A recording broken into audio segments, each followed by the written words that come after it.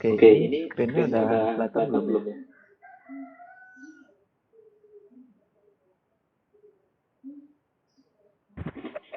Saya Udah. sudah, Kak. Udah ya. Ya. Oke. Oke. Oke, Oke, jadi jadi untuk permulaan itu bakal tak jelasin sedikit sedikit terkait terkait perkenalan ke dalam machine learning learning atau atau pembelajaran pembelajaran mesin. mesin. Oke. Oke. Nah, di mana untuk di masa sekarang itu machine learning ini sedang lagi naik daunnya atau mulai populer banget. Tapi bukan berarti machine learning itu baru ada sekarang. Machine learning ini udah ada dari tahun 50-an. Cuma sekarang ini karena sudah berkembang ya, baik dari daya komputasi komputer atau ilmu statistik, ya sekarang machine learning ini sudah mulai berkembang pesat. Dan untuk pengaplikasinya juga banyak. Contohnya itu ada secara saintifik itu ada di ilmu komputer atau di matematika, dan juga ada pendekatan secara praktikalnya. Kemudian untuk apa hubungan dari machine learning dengan AI ini sendiri kan mungkin beberapa sudah ada yang pernah dengar terkait AI atau kecerdasan buatan. Contohnya di Tesla gitu-gitu. Nah, machine learning ini sebenarnya bukan hal yang beda dengan AI. Karena machine learning ini merupakan bagian dari AI itu sendiri.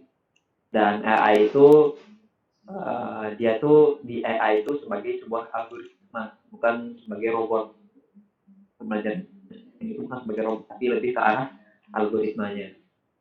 Nah, kalau ingin dilihat itu jadi ya ini ada diagramnya. Nah, jadi yang paling luas itu adalah AI atau artificial intelligence atau kecerdasan buatan. Di mana untuk pengertiannya itu sendiri merupakan teknik yang memungkinkan mesin untuk meniru perilaku manusia, seperti kecerdasan, bagaimana dia bertindak, dan semacamnya. Kemudian di dalam AI itu ada machine learning atau pembelajaran mesin.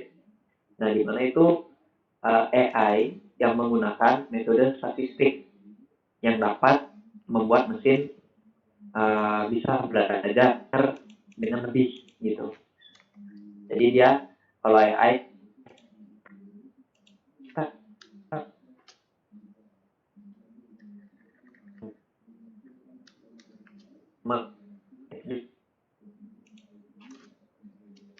memungkinkan mesin bertindak atau berperilaku seperti manusia.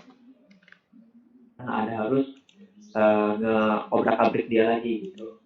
Kemudian dari machine learning sendiri itu juga ada lagi yang lebih dalam, namanya itu adalah deep learning atau pembelajaran dalam.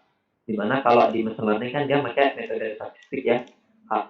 Kalau di deep learning ini dia workflow atau cara kerjanya itu meniru bagaimana cara kerja dari otak manusia yang terdiri dari miliaran neuron itu. Nah, jadi deep learning ini dia cara kerjanya itu meniru sel otak manusia atau sel sarafnya itu ditiru. Jadi ketiga hal ini itu merupakan hal yang berhubungan, jadi bukan hal yang berbeda, bisa dikatakan juga sama kayak gitu. Terus apa yang membedakan antara machine learning dengan programming biasa? Kalian kan sudah pernah ya di semester 3 dapat pemrograman komputer yang pakai Fortran itu. Kira-kira apa sih yang membedakan?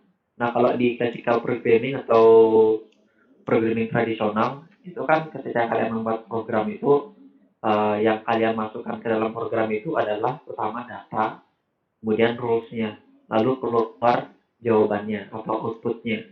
Contohnya deh, misalnya kalian ingin membuat program untuk mencari tahu apakah orang itu berlari atau tidak. Kan data itu kan masuk, berarti kecepatannya dia kan mungkin 2 meter per sekon, 3 meter per sekon gitu. Nah, lalu di rules ini kalian deklarasikan jika kecepatannya lebih dari 5 meter per sekon, maka dia berlari gitu. Jika di bawah 5 meter per sekon, maka dia berjalan. Nah, kalau di traditional program tadi kan kita udah harus ngasih rules-nya atau ketentuannya gitu. Sedangkan kalau di machine learning ini, itu kebalikannya ya. Yang keluar itu adalah rules-nya. Jadi dari program machine learning itu, ntar dia bakal dapat rules-nya. Gimana cara dia dapat rules-nya ini atau ketentuannya ini? Itu dengan cara kita masukkan data dan jawabannya atau input dan outputnya. Jadi ketika di machine learning, hal yang kita butuhkan itu adalah input dan output. Hubungan antara input dan outputnya itulah yang dicari oleh machine learning-nya. Jadi nanti kalau pakai yang tadi kasus orang berlari itu, kita tinggal masukin 2 meter per second berjalan, 3 meter per second berjalan, 5 meter per second berlari, 6 meter per second berlari. Jadi lebih ke arah kayak gitu dia. Ntar dia sendirian nyari aturan apa sih yang paling cocok agar dapat membedakan antara berjalan atau berlari berdasarkan data yang dimiliki. Kalau tadi masih agak kurang jelas, nah ini ada contoh gambarannya. Nah, kalau yang normal itu kan, nah ini inputnya ayam dan sayur-sayur ya, yang sayur ini. Nah, terus urusnya itu adalah ini, potong, terus bumbui ayamnya, panasin di oven, masak selama 30 menit, lalu tambahkan sayur. Keluar outputnya, ayam gorengnya ini. Kalau di machine learning, yang dimasukkan itu adalah yang mentah dan yang jadi. Nanti dia bakal dapat aturannya ini, kayak gitu. Itu untuk perbedaan antara algoritma machine learning dengan programming biasa. Kemudian untuk tipe-tipe dari machine learning itu sendiri juga ada banyak, dan dia dipisahkan menjadi 3. Itu ada supervised, unsupervised, sama reinforced. Kalau supervised sendiri, nah ini, nah dia itu adalah tipe pembelajaran machine learning yang menggunakan data, fitur, dan label, atau dalam artian input dan outputnya kayak gitu. Jadi contohnya inputnya di sini kita punya gambar kucing, dan outputnya kita punya label kucing. Jadi ketika kita masukkan ke machine learning, kita kan tahu baca gambar A itu gambar kucing gitu. Jadi nanti pas udah selesai belajar, dia bakal bisa ngebedain yang mana kucing, yang mana bukan kucing, karena dia udah tahu yang mana kucing kayak gitu. Jadi ada X dan Y-nya lah kalau bisa dibilang, kalau bahasa matematikanya X dan Y-nya sudah ada. X-nya variabel independennya, Y-nya variabel dependennya, atau yang dicari label kayak gitu. Ini contohnya. Dan untuk problem yang bagus digunakan dengan supervised itu ada klasifikasi. Jadi X-nya itu kalau misalnya klasifikasi gambar ya, X-nya itu gambar-gambarnya, dan Y-nya itu label untuk setiap gambar-gambarnya. Kemudian untuk regresi juga bisa. Contohnya kalau misalnya kalian kan pernah tuh pas program final project disuruh buat menghitung densitas berdasarkan SST dan salinitas ya. Nah, kalau di regresi itu berarti label atau Y-nya itu adalah densitas, sedangkan X-nya itu atau fiturnya itu adalah SST dan salinitas kayak gitu. Kemudian kalau unsupervised, nah dia ada un-nya, berarti bukan supervised. Itu dia cuma input doang, dia nggak punya outputnya. Jadi kita masukin gambar, kita nggak tahu gambarnya itu apa gitu. Nanti modelnya sendiri yang akan menentukan, dia akan mencari pola-polanya atau kesamaannya. Jadi contohnya di sini kita masukin gambar kucing dan anjing ya. Kita nggak kasih tahu yang mana kucing, yang mana anjing. Nanti mesinnya sendiri yang akan membedakan. Yang sama-sama itu, oh ini grup 1 dia sama-sama semua, dan grup 2 dia sama-sama semua. Jadi dia udah misahin yang mana kucing, yang mana anjing. Tapi kita kasih tahu yang mana dia. Membaca data, menentukan pola-polanya, mencari kesamaan, dan mencari jaraknya gitu. Contoh problem yang bagus untuk unsupervised itu ada clustering sama ada deteksi anomali. Kalau clustering ini dia akan ngekelompokin data-data yang memiliki pola yang sama. Kalau anomali itu kan udah dapet nih polanya. Nah pasti ada satu yang di luar gitu, outlier atau hal anomali. Contohnya kalau misalnya suhu, kita punya data suhunya mungkin 25 derajat hingga 30 derajat. Nah itu kan tadi samain sama dia polanya, oh ini 25 sampai 30 aja gitu. Terus tiba-tiba ada yang 40. Nah itu kan anomali itu bisa kedeteksi sama dia. Karena nanti bakal di luar grupnya, itu bakal di luar grupnya yang sudah dideteksi sebelumnya. Terus untuk baliknya tadi kan tadi ada reinforce juga ya. Nah reinforcement ini itu tipe machine learning yang berjalan sesuai waktu. Kalau bisa dibilang kayak real time lah dia belajarnya itu. Jadi sama kita setiap hari dia belajar. Contohnya itu biar gampang itu AI buat catur gitu. Awalnya kan dia bodoh tuh. Terus makin sering main sama kita, lama-lama dia bisa melebihi kita kayak gitu. Jadi dia belajar sambil jalan gitu. Dan dia pakai metode reward atau hadiah gitu. Jadi ketika dia benar atau dia mendekati kebenaran dikasih hadiah. Tapi kalau misalnya dia semakin jauh dari kebenaran, dia bakal dihukum gitu sama algoritmanya. Contohnya juga buat kalau kalian ada pakai Google Keyboard gitu-gitu, nah itu pakai reinforcement learning. Jadi kan kadang di Google Keyboard itu kan ada suggestion word-nya itu atau kata yang disarankan itu. Nah ketika kalian ngeklik itu, nah itu bakal ngasih reward ke modelnya ini. Jadi dia bakal makin belajar terus kayak gitu. Jadi dia belajar dari nol hingga satu, hingga benar lah maksudnya. Kayak gitu untuk tipe-tipe dari machine learning ini sendiri. Nah, tadi kan udah dijelasin soal regresi ya. Nah, kalau regresi ini ya dia bakal mencari hubungan antara X dan Y. Dimana untuk X-nya itu yang independen atau inputnya. Kalau yang tadi itu SST dan salinitas. Sedangkan yang Y-nya itu adalah dependent atau yang tidak bisa berdiri sendiri. Yang dipengaruhi atau outputnya, yaitu tadi densitas. Jadi kalau misalnya X-nya tadi SST dan salinitas, Y-nya densitas, berarti untuk mendapatkan densitas kita perlu salinitas dan SST kayak gitu. Nah, terus ini untuk klasifikasi, dia bisa kalau email ya contohnya, kita bisa mengklasifikasikan kata atau kalimat, jadi kita bisa tahu SMS mana yang spam dan yang mana yang tidak spam. Kan sekarang beberapa HP sudah ada ini ya, spam filternya. Nah, dia tuh menerapkan machine learning klasifikasi. Jadi dia akan ngeklasifikasiin mana yang spam, mana yang tidak spam. Nah, terus gambar juga bisa. Ini contohnya gambar binary, artinya hanya dua, 0 dan 1. Mungkin 0 untuk kucing dan 1 untuk anjing. Bisa juga yang multi. Contohnya kayak spesies-spesies anjing atau spesies-spesies kucing. Bisa juga nih. Terus spesies terumbu karang juga bisa. Nah, lalu ini ada clustering ya. Tadi dia bakal, nah ini cluster tuh kayak kelompok deh ini. Jadi dibuletin gitu. Yang sama-sama ini kan kelihatan nih perbedaannya nih. Yang satu cenderung mendekat di sini, yang satu cenderung di sini arah. Jadi itu bisa dikatakan satu kelompok yang sama. Kayak di sini dibuat cluster sama dia. Dan kalau dalam bisnis itu kita bisa pakai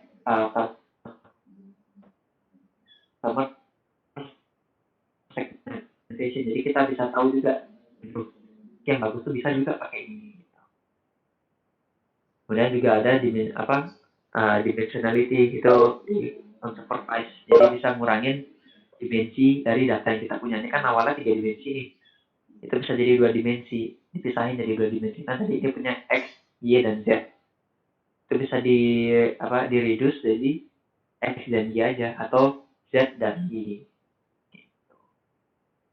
Nah, ini untuk yang reinforcement learning tadi.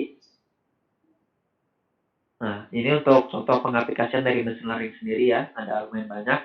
Kalau sosial media itu dia ada sentiment analysis.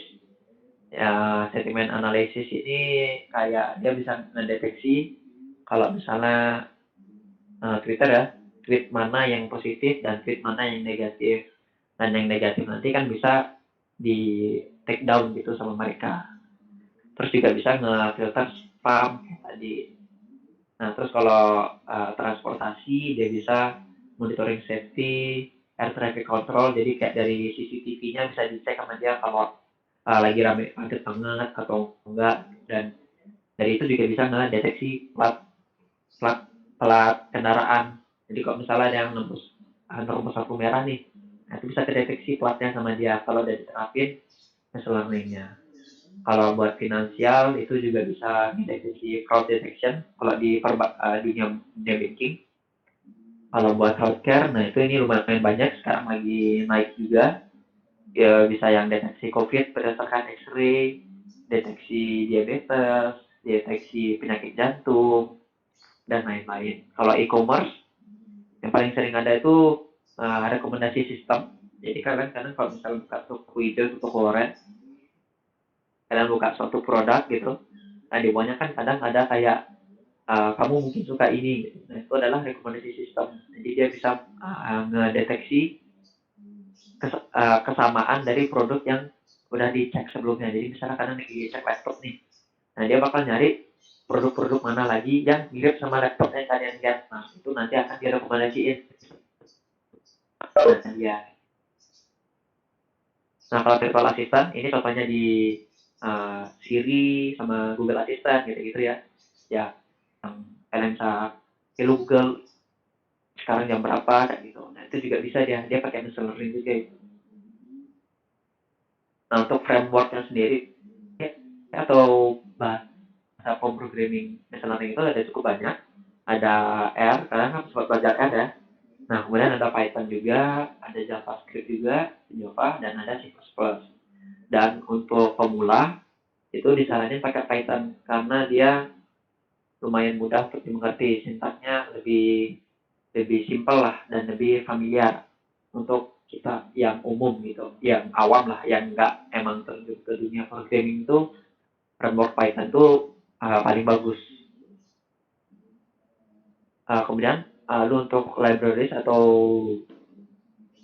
plugin pendukungnya, nah kalau misalkan ada pengen masuk ke dalam machine learning itu, untuk fundamentalnya itu ada 3 ini, ada Pandas, ada NumPy, sama Matplotlib. Nih, Matplotlib ini tuh MATLAB ya sebenarnya, MATLAB yang di Python. Nah, kemudian untuk yang Pandas ini itu library pendukung yang bisa dipakai buat membaca data. Misalnya baca dari TXT, dari CSV, dari Excel, dari JSON kalau pernah pakai JSON. Jadi dia bisa membaca data dalam bentuk tabular dan bisa disimpan. Kemudian kalau NumPy itu ya library yang dipakai buat bekerja sama array. Kalian kan sudah pernah ya program yang looping gitu-gitu, matrix gitu-gitu. Nah, kalau di Python itu dia bisa pakai NumPy untuk bekerja dengan array lebih mudah gitu jadi. Jadi kayak kalau kalian kalau kemarin kan sempat ada tugas dari Pak Nara itu yang disuruh mencari determinan ya. Nah, ini kan itu agak lumayan ya, dan harus tahu dari nol. Nah, di pakai NumPy ini itu sudah ada cara cepatnya juga. Jadi kalau kalian sudah tahu cara manualnya, kalian bisa pakai cara cepatnya di NumPy ini. Jadi agak dibantu lah. Kemudian kalau Matplotlib, nah ini untuk lebih ke arah visualisasi. Jadi seperti bikin grafik batang, grafik linear, grafik persebaran, scatter plot gitu atau pie chart, itu bisa di Matplotlib dan dia bisa dipakai juga buat membaca gambar atau image. Nah kemudian untuk machine learning-nya sendiri, modelnya itu, nah itu bisa dipakai di scikit-learn. Jadi di scikit-learn ini ada semua model-model machine learning yang kalian butuhin. Contohnya ada di decision tree. Mungkin udah beberapa udah ada yang pernah pakai decision tree ya. Itu seperti pohon percabangan gitu. Jadi bakal dicek dari awal hingga akhir. Kalau ini dia ke sini, kalau enggak dia ke sini. Jadi apa itu juga kayak if else yang di Portland kemarin lah.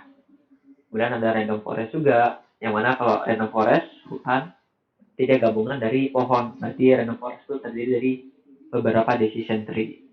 Kemudian juga kalau ada yang lagi clustering itu ada juga dia yang clustering hierarki itu yang top down sama bottom up gitu. Itu ada juga dia. Jadi lumayan banyak di scikit learning. Nah kemudian untuk yang deep learning tadi, nah itu ada TensorFlow dan juga Keras. Nah ini ada contoh pengaplikasian laginya ya. Yang sekarang itu juga udah ada modal machine learning yang bisa ke gambar. Jadi setelah ini kita masukin gambar ini, dia bakal keluar tuh sebuah teks yang mendeskripsikan gambar itu. Di sini didapetin anak muda yang lagi main basket kayak gitu. Jadi ada banyak juga. Kemudian ada ini juga object detection, mendeteksi. Nah ini biasanya banyak dipakai juga di CCTV kantor atau mall gitu. Kalau sekarang itu orang mukanya dideteksi terus dikasih dia pakai masker atau enggak. Dan buat Tesla juga sebenarnya dia masih kayak gini. Nah ini ngecek ada mobil kah atau ada palang stop gitu. Dia pakai object detection ini. Nah, ini juga bisa ya. Nah ini ada segmentasi. Kalau segmentasi itu bakal ngebedain. Kalau deteksi kan dia bakal cuma gambar kotak nih. Kalau segmentasi itu kayak udah semuanya lah, kayak seleksi di Photoshop gitu dah kalau bisa dibilang. Itu. Nah, contohnya di Facebook juga udah ada. Mungkin beberapa sudah pernah ketemu yang kayak gini kalau segmen Facebook mendeteksi muka kita gitu atau ditanya ini siapa gitu. Kalau pakai Google Photo kan juga udah ada dideteksi ya. Gambar kucing, gambar muka A, gambar muka B gitu. Nah, ini yang tadi bisa ngedeteksi COVID dan juga kanker payudara bisa dideteksi sama dia. Tumornya ini bisa dideteksi sama dia. Gitu. Nah, mungkin karena di sini kakak sudah menyiapkan contoh regresi ya,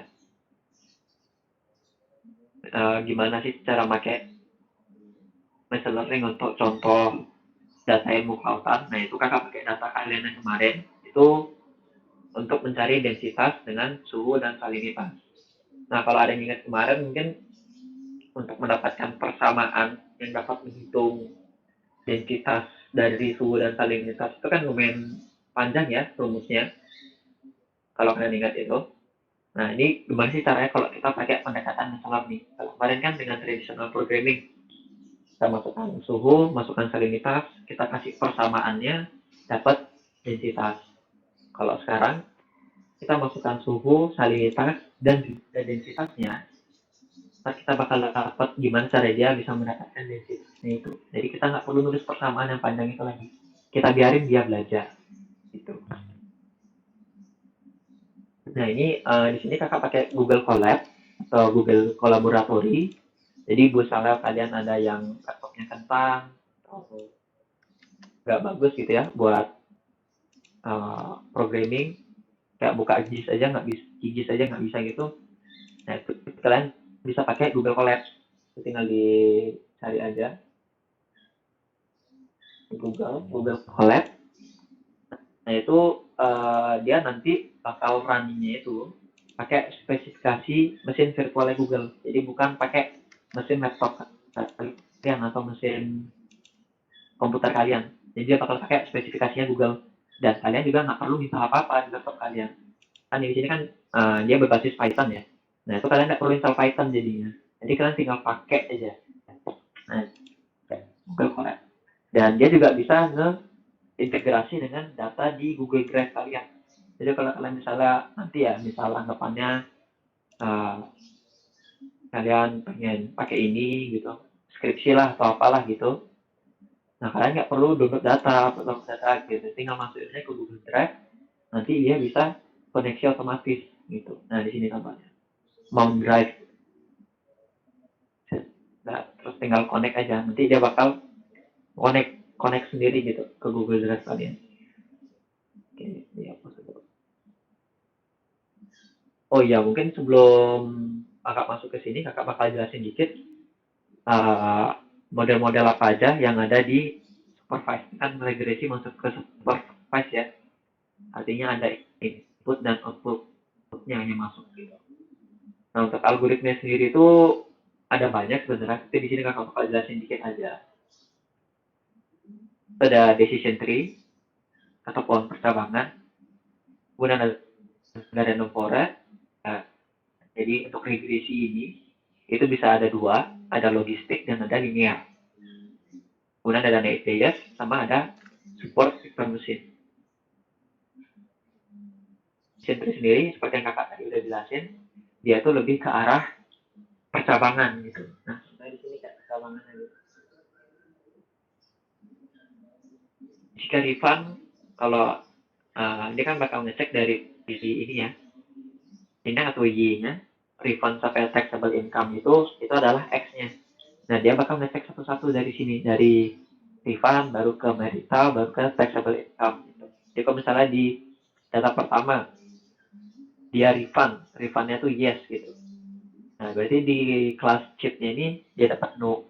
Tapi kalau di refundnya ini no, dia bakal ngecek yang selanjutnya lagi. Jadi ntar dia bakal dapat percabangan yang dapat menghubungkan antara variabel X ini hingga bisa mendapatkan variabel Y di pohon percabangan. Ini tuh dianggap cabang-cabang pohonnya. Ini cabang pertama, cabang kedua, cabang ketiga gitu. Itu untuk decision tree. Dan decision tree ini bisa dipakai di klasifikasi dan bisa juga untuk regresi. Jadi bisa dua-duanya. Pakai klasifikasi bisa dan pakai regresi juga bisa. Kalau regresi itu apa yang membedakan klasifikasi dan regresi? Kalau klasifikasi itu kita ngeprediksi nilai yang diskrit atau 0, 1, 2, 3 gitu. Sedangkan untuk regresi itu lebih ke arah nilai yang kontinu. 0, 0,2, 0,3, 0,6, 0,8, 1 gitu. Jadi itu perbedaannya ya. Nah kemudian ada random forest. Nah tadi kan forest ya hutan ya, berarti ada banyak pohonnya. Jadi kayak gini lah dia. Jadi ada banyak pohon. Contohnya di sini ada 3. Dan dia ini pakai metode bagging. Nah contohnya di sini ada 3. Nah cara dia dapat itu dia bakal nge-voting gitu. Contohnya di sini kan ada 3 nih. Masuk gambar buah misalnya. Pohon pertama nggak prediksi buah yang masuk itu sebagai apel. Pohon kedua apel juga. Pohon ketiga pisang. Nah ini kan untuk apel kan dia berarti 2/3 ya, sedangkan pisang itu 1/3. Yang paling besar berarti kan apel 2/3. Jadi dia bakal ngambil yang paling besar yaitu apel. Jadi hasil akhirnya adalah apel gitu. Itu untuk random forest. Jadi kakak jelasin sekilas saja. Nah kalau K-nearest neighbor ini dia bakal hampir sama kayak clustering, yaitu dia mencari yang terdekat gitu, atau yang hampir mirip lah gitu, seperti nama ini, tangga terdekat nearest neighbor. Jadi di sini dia bakal apa? Ini dihitung, ini kan latitude, longitude, lokasi bakal jatuhin kesamaannya sama dia ya. Terus misalnya kita masuk ini 19 dan 25, nah dia bakal ngitung jarak terdekatnya. Nih contohnya ini jarak terhadap rumah X. Jadi dia bakal ngitung jarak dari A, B, C dan sampai J ini terhadap X. Dan didapat tuh paling dekat tuh yang rumah H di kabupaten. Berarti ntar bisa dikatakan kalau ini tuh kabupaten juga, lokasinya di kabupaten. Karena yang paling dekat itu yang ini. Paling dekat ya, dan yang paling dekat tuh lokasinya kabupaten. Jadi sini karena paling dekat lokasi kabupaten, maka ini bisa diklasifikasikan juga sebagai kabupaten kayak gitu. Nah ini untuk logistic regression. Nah dia ini hampir mirip sama regresi linear, cuma bedanya tadi.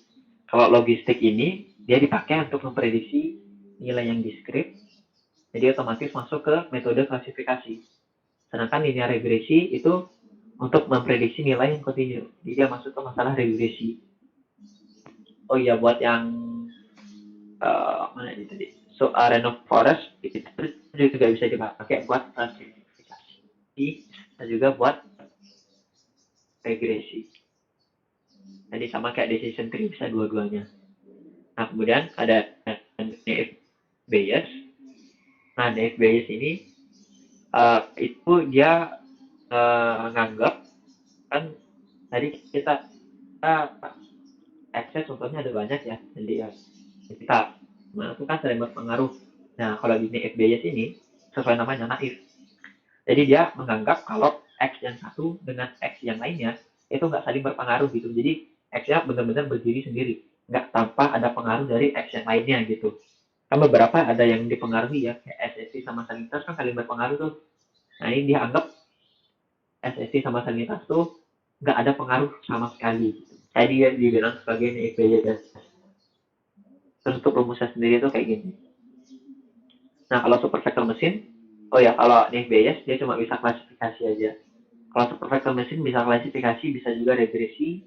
Dan kalau di super vector mesin ini cara kerjanya dia bakal membuat hyperplane atau apa ya bisa bilangnya, itu kayak sesuatu yang bisa ngebedain datanya gitu. Contohnya di sini. Nah ini hyperplane itu yang di tengah-tengahnya. Jadi di tengah-tengahnya kan udah bisa ngebedain yang kelas hijau, yang kelas merah sama yang kelas biru. Terus contohnya di sini juga ini hyperplane ini, BCA-nya ini hyperplane-nya. Terus ini juga ini tengah-tengahnya ini hyperplane-nya. Jadi kan udah bisa ngebedain nih. Ini bakal bikin hyperplane. Nah itu aja untuk sedikit penjelasan dari model-modelnya. Nah, sekarang kita bakal coba masuk ke pengaplikasiannya ke dalam ilmu kelautan semuanya, yaitu memodelkan densitas menggunakan mesin learning berdasarkan suhu dan salinitas. Nah, untuk datanya itu kalau kalian pengen nyoba, itu kalian bisa pakai data from kemarin. Jadi kalau udah ada datanya, oke. Ini kalau di Google Colab itu juga bisa ngupload ya. Jadi ini tinggal klik kanan, terus pencet upload. Habis itu tinggal dimasukin aja data kalian. Bisa CSV, bisa juga Excel. Oke, ini kalau udah lagi dapet dia bakal upload kayak gini ya. Nah, ini dia. Nah, tadi kan data kita kan CSV nih, bentuknya tabular nih. Atau ada baris dan kolom lah, bisa dibilang. Ini kita zoom dikit ya.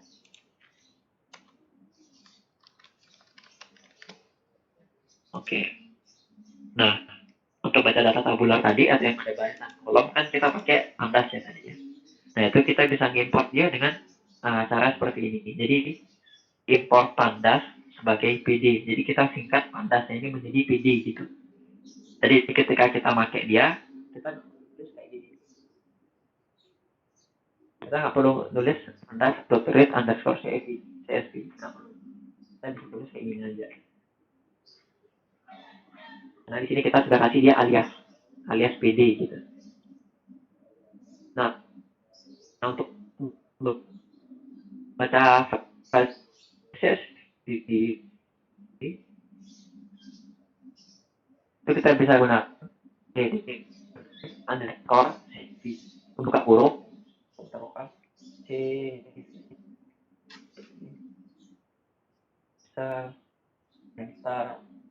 bisa kayak gini. Cuma kalau misalnya file Google Colab ini itu satu folder dengan data kalian. Oke, putus-putus ya.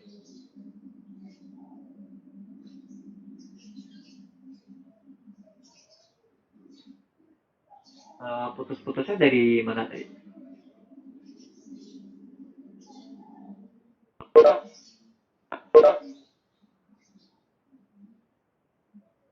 Atau udah nggak putus-putus nih?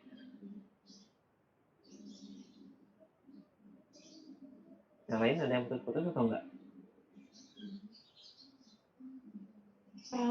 Lancar, Pak. Lancar ya.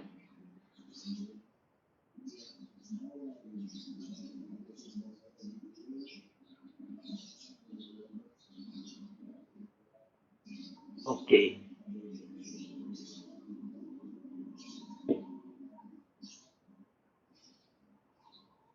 Oke. Kalau misalnya satu folder, nah, kalau folder mulai pada variabel, jadi data sama dengan kita adalah membaca file CSV yaitu data.csv dan disimpan dalam variabel data. Nah, ini bisa dibaca namanya. Yang boleh gitu. Sayur boleh kalian. Di sini kakak simpan data. Terus kita bisa ngecek beberapa data. Pertama, ini kan contoh ini data.head 4, artinya kakak bakal ngecek 4 baris pertama dari variabel data. Ini data.head dalam kurung 4.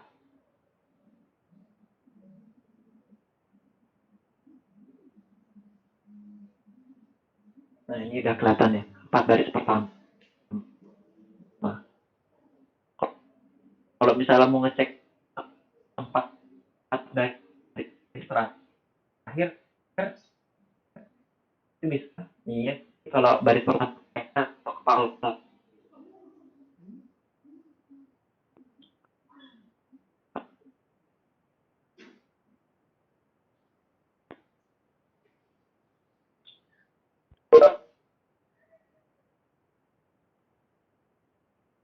Oke, ini kelihatan. Dan kita juga bisa ngecek dimensi data kita. Kalian kan kalau Procom kemarin kalau buat ngebaca matris kan udah harus deklarasiin ya, dimensinya berapa dikali berapa gitu. Ya, 1000 dikali 5. Nah, nah, nah, nah, nah, nah. Kalau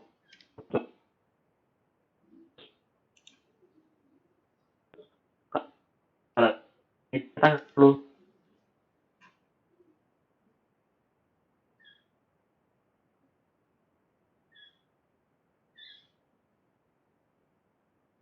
Oke, ini kita punya data.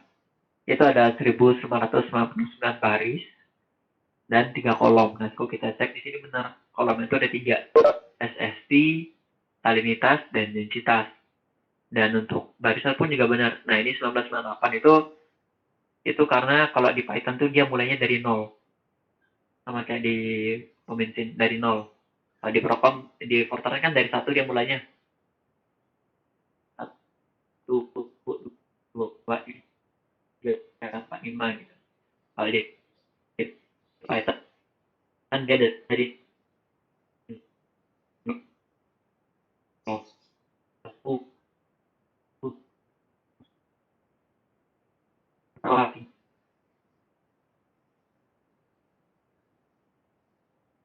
Kayak dari saya tadi sampai 19 sekian data jadi ya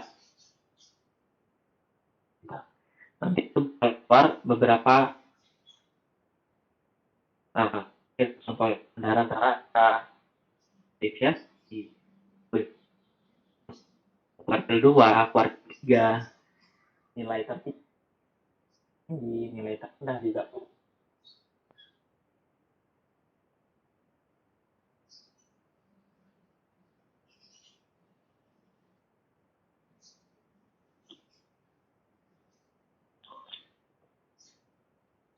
Macet ya suaranya aja.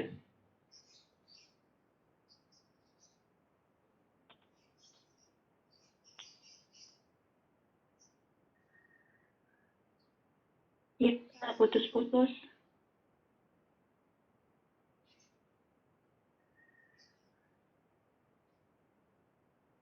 Dari mana putus-putus?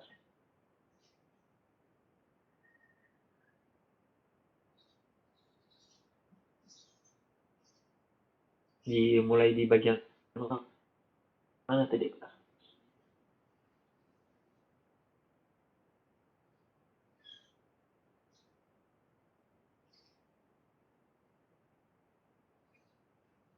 Dari kakak jelasin kalau Fortran mulai dari 1, kalau Python dari 0, Kak. Oh, oke, oke.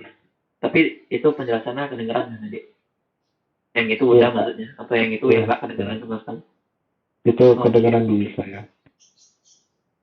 Oke, nah berarti lanjut ke sini ya. Nah, jadi di Python ini kita juga bisa meminta dia untuk melakukan analisis kepada data yang kita punya itu secara statistik. Jadi cukup panggil variable dot describe dalam buka kurung dan tutup kurung. Dan itu bakal ngembaliin beberapa nilai di sini. Contohnya ada count atau totalnya ada berapa. Dan ini sudah sama banyak ya. Ada 1999. Kemudian ada rata-ratanya. Jadi di sini kita tahu data SSQ kita itu memiliki rata-rata di suhu 29 derajat Celcius. Kemudian untuk salinitasnya itu 32,75 ppt. Dan densitasnya itu ada di nilai 1,02. Kemudian STD ini adalah standar deviasi. Kalau kalian masih ingat, kalian pernah ambil mata kuliah statistika kan? Nah, standar deviasi ini itu ke arah persebaran data kalian. Jadi kayak berapa nilai persebaran datanya. Nah, untuk di SSC itu berarti nilai ini bervariasi dari 0,15. Terus kalau di salinitas bervariasi yang 0,99, densitas cukup kecil karena kan nilainya cukup kecil densitas. Kemudian dapat nilai minimal juga atau nilai terkecil. Data suhu kita di sini paling kecil itu 28,70 derajat. Untuk salinitas 30 ppt, densitasnya segitu. Terus ada kuartil 1, 2, dan 3. 25% itu kuartil 1, 50% kuartil 2, 75% kuartil 3. Nah, kalau di machine learning ini atau di proses machine learning,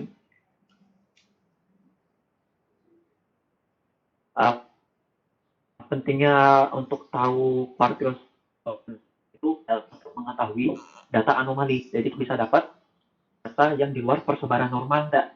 Jadi itu kan harus dihilangkan kalau misalnya kita pengen model kita ini dapat bekerja secara normal. Tapi kalau misalnya kita pengen tetap dia bisa di yang kondisi tidak normal, nah itu nggak apa-apa, nggak dihilangin.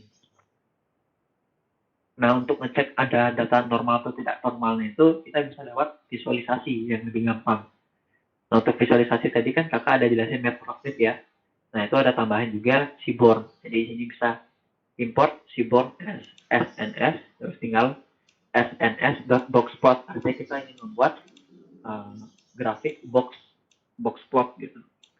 Yang akan kita klasifikasikan itu adalah kolom SSP dari data sama dengan data. Artinya datanya itu variabel kita kan namanya data tadi. Jadi data sama dengan data. Kalau kalian nyimpan variabelnya namanya ayam tadi, berarti ya data sama dengan ayam. Jadi dia bakal ngecek kolom SSP di variabel ayam.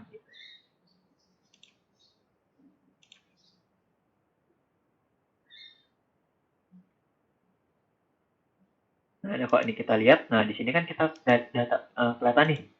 Data kita tuh normal tuh dari sini sampai sini. Dan ternyata ada 3 data yang anomali atau yang di luar persebaran normal gitu. Jadi data ekstrim bisa dibilang ini. Itu di atas. Nah, kuartil satunya itu yang ini, yang atas ini. Ini kuartil 2, ini kuartil 3. Dan dari kuartil 1 itu bisa dapat ambang atasnya. Dari kuartil 3 itu bisa dapat ambang bawahnya juga.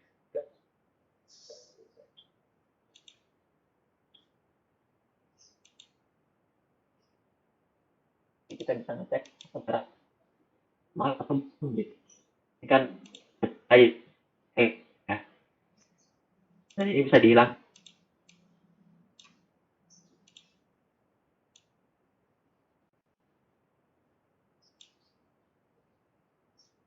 Oke. Itu untuk SSD. Sekarang yang kita kasih ulang. Permisi Kak, maaf. Suaranya putus-putus lagi Kak. Di bagian mana tadi putus-putusnya?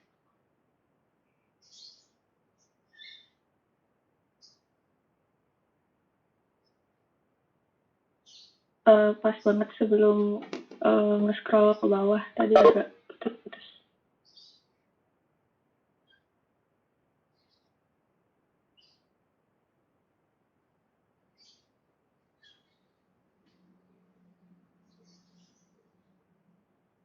Suara apa-apa ya.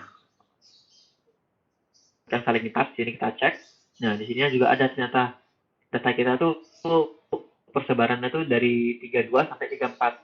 Nah, ternyata ada yang dinilai 30 gitu kan, itu berarti dia di luar banget kan. Dikatakan sebagai data tidak normal atau outlier data normal kita. Kemudian kalau kita cek densitas, nah densitasnya ini normal dengan di sini. Tidak ada yang ekstrim.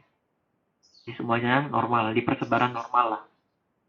Tidak ada yang melebihi, tidak hanya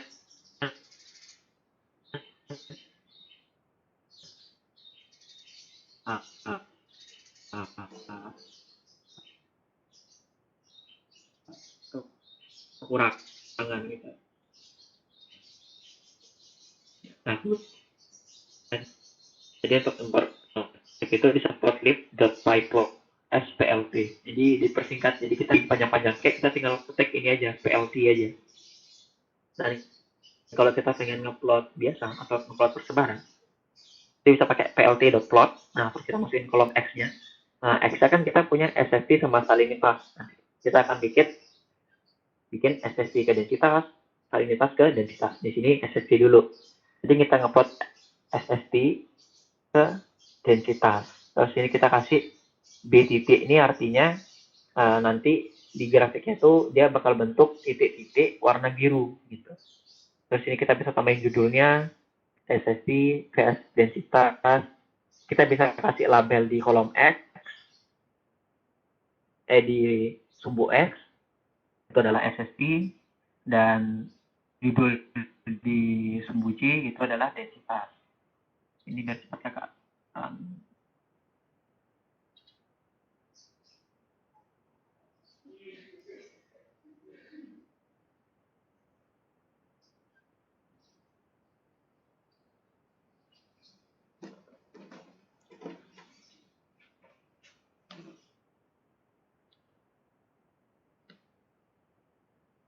Nah, ini bisa dilihat ya. Nah, ini kan persebaran SSD terhadap densitasnya nih.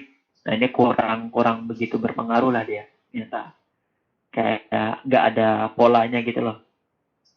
Pas SSD di sini, ya segini, terus menurun. Sesuai menurun, dia menurun SSD-nya, densitasnya. Nah, pas di nah densitasnya juga berkurang. Jadi agak sedikit, nggak begitu berpengaruh lah nilainya. Banget pengaruhnya antara SSD terhadap densitas. Nah, sekarang kalau kita cek antara salinitas dan juga densitas, nah di sini pengaruhnya kuat banget nih. Ini pengaruh banget nih, artinya ketika salinitasnya naik, densitasnya ikut naik. Ya, di sini lihat kan. Pas salinitasnya 32, densitasnya di sini. Dia ini menuju ke arah yang sama, yaitu ke atas kanan. Jadi ketika salinitasnya naik, densitasnya juga naik. Jadi kalau bisa dibilang ini antara salinitas dengan densitas itu berkorelasi secara positif atau ke arah yang sama. Ketika salinitas naik, densitas naik. Ketika salinitas turun, densitasnya turun. Dari korelasi di antara setiap data itu dengan ini data.core gitu. Apakah dapat nilai korelasinya ini? Nah, ini kita kan fokus ke densitas saja. Jadi kita lihat yang ini. Nah, densitas dengan SSD itu nilai korelasinya minus 0,4. Nah, minus 0,4 ini apakah kecil karena minus? Nah, itu nggak bisa dibilang. Kalau dari korelasinya ini, positif dan negatifnya itu menunjukkan sifatnya. Berarti kalau antara densitas dengan SSD, nilai korelasinya adalah 0,4 dengan sifat D-nya, dia berkorelasi secara negatif dengan nilai 0,4. Artinya ketika SSD-nya naik, turun, ya, ketika SSD-nya turun, densitasnya naik, kayak gitu. Dan dari kita lihat ketika SSD-nya naik, dia ada turun, walaupun di sini ada sedikit yang stay. Tapi secara keseluruhan dia ketika SSD-nya naik, densitasnya menurun. Nah, kalau antara densitas dengan lagi sangat berkorelasi, saling berpengaruh satu sama lain. Dan kalau kita lihat di sini juga emang benar-benar berpengaruh. Nggak ada yang aneh tadi. Kalau di sini kan ada yang aneh di sini. Nah, di sini semuanya benar-benar sama gitu. Nah, kemudian tadi kan untuk support price, tadi kita tahu kalau kita harus memisahkan antara X dan Y. Nah, jadi di sini kita bisa pisahkan dia. X sama dengan data SSD dan salinitas. Jadi kita pisahin yang mana X dan yang mana Y gitu. Nah, di sini sudah kita berhasil pisahin. Jadi yang X-nya cuma ada SSD dan salinitas, dan Y cuma ada densitas. Nah, kemudian kalau di machine learning itu, kita harus memisahkan data kita antara training dan juga testing.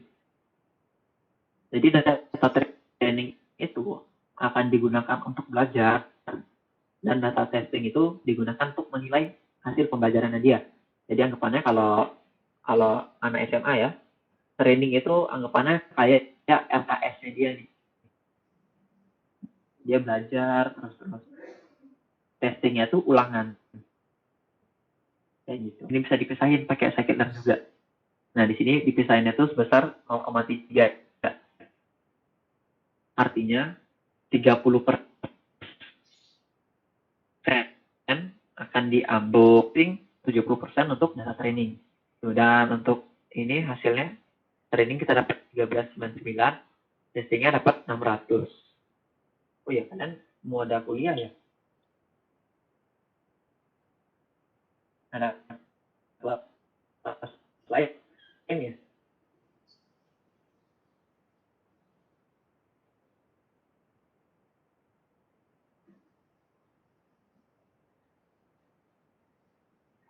Mungkin lanjut dikit aja. Nah, ini ada beberapa model. Nah, ini kalau kalian cek di sini di table of content, itu ada beberapa model ya. Ada model linear regresi, decision tree, random forest, sama KNN. KNN juga bisa pakai regresi. Nah, ini kalian bisa cek. Kalau dengan linear regresi cukup import saja modelnya. From sklearn.linear underscore model, import linear regression. Terus kalian tinggal simpan modelnya di dalam sebuah variabel. Kemudian kalian feed. Nah, lr.feed ini itu artinya adalah belajar gitu. Jadi kita suruh dia belajar dengan data trainingnya, yaitu X dan Y-nya. Dan kalau linear regresi kan itu ntar dia bakal dapat sebuah persamaan, yaitu kalau kalian ingat ada Y sama dengan M plus DX kayak gitulah. Jadi dapat intercept dan koefisiennya gitu. Nah, di sini contohnya. Nah, di sini bisa didapetin ya. Udah didapetin nama modelnya. Jadi pas modelnya belajar data training itu, dia dapat kalau untuk mendapatkan nilai Y atau densitas ini, dia itu akan mengkalikan nilai SSP dengan koefisien minus 0,00033. Kemudian ditambahkan dengan nilai variabel salinitas yang dikalikan dengan koefisien 0,00075.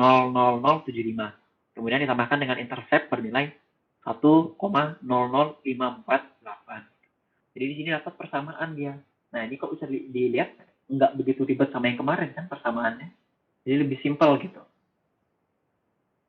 Kayak gitu. Dan kita bisa predik pakai model dot predict baru data testingnya tadi dipredik. Dan di sini kita bisa lihat.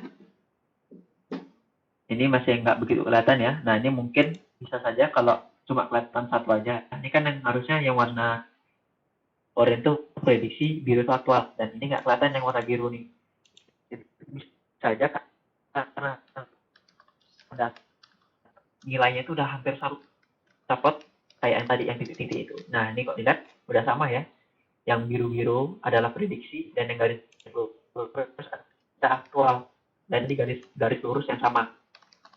Artinya model kita ini sudah secara sempurna dapat memprediksikan densitas berdasarkan salinitas dan suhunya.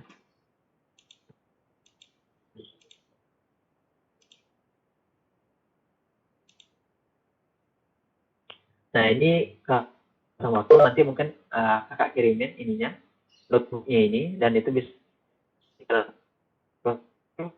terus notebook, terus kalian upload, baru masukin kalian di sini. Ntar kalian aja. Kira ada yang mau?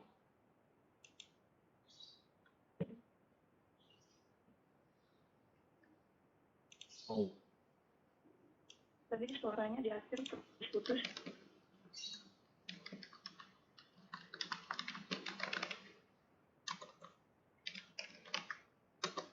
Oke, nggak ada pertanyaan ya.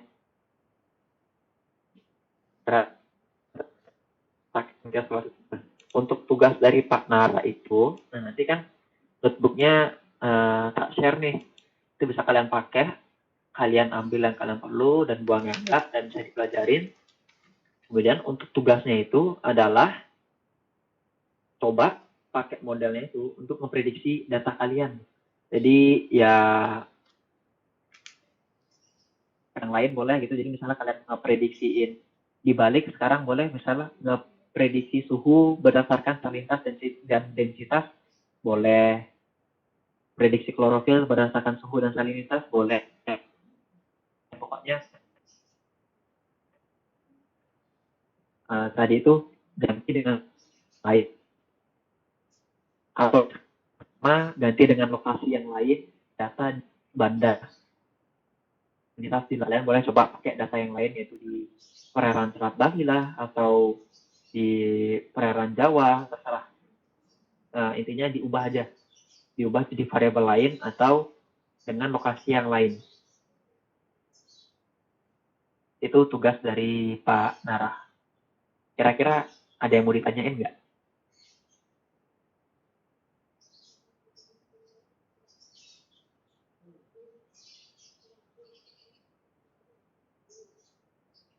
Atau udah cukup jelas penjelasan tugasnya? Luka izin bertanya. Ya, gimana? Siapa ini? Suaranya udah putus ya. Nah, untuk workflow-nya itu gimana tadi? Jadi maksudnya flow-nya itu saya sedikit bingung gitu. Workflow pembuatan modelnya? Iya. Oh, berarti langsung dipakai aja itu ya? Iya. Itu. Iya.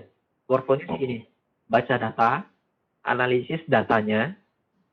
Jadi kan kalau data itu nggak mungkin ada datanya jarang banget data itu sempurna kan. Masih ada beberapa yang kosong misalnya kalau real case situation ya. Tapi kan di sini kayaknya nggak perlu, jadi datanya itu udah benar, anggap ya datanya udah full semua. Jadi baca datanya. Nah kalau buat ngebersihin tuh kalian bisa diekspor sendiri lah, nggak perlu kode gitu. Intinya baca datanya, coba visualisasikan datanya.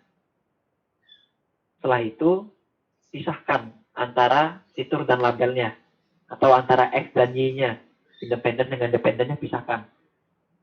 Apa yang mau diprediksi dan berdasarkan apa itu dipisahin. Tadi ntar di notebooknya bisa kalian baca, ada X dan Y. Itu udah ada kakak kasih dokumentasi juga, jadi nanti bisa dibaca. Pisahkan antara X dan Y-nya. Setelah itu buatlah modelnya. Jadi pakai model, fitting, prediksi, cek evaluasi performanya. Itu aja sih. Baik, Kak. Terima kasih.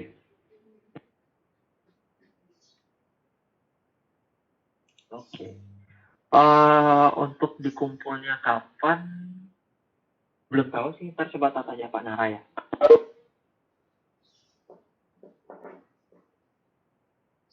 Jadi coba tak pastiin ke Pak Nara kira-kira deadline-nya kapan. Ya paling seminggu sih. Cepat banget. Terus kalau misalnya ada pertanyaan gitu, nah itu bisa langsung tanyain ke kakak aja. Kalau nggak ada yang nggak punya kontaknya, bisa tanyain kita aja.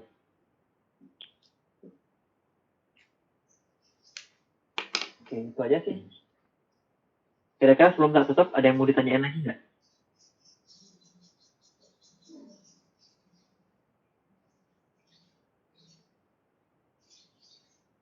Dan nanti tak share juga dan notebook yang lainnya ya, yang lebih rinci. Kalau yang ini itu judul notebooknya pemodelan oceanografi. Kalian bisa buka di Google Colab. Kalau di lokal, kalian bisa juga pakai Jupyter Notebook yang lokal. Ini sekarang tak share ke kita. Oh ya, formanya siapa BTW?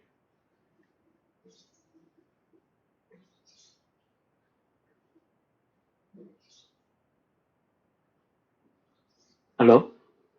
Ratih, Kak. Oh, formanya Rati ya? Oke. Kalau gitu informasi deadline gini-gini ntar tak kasih ke Rati ya.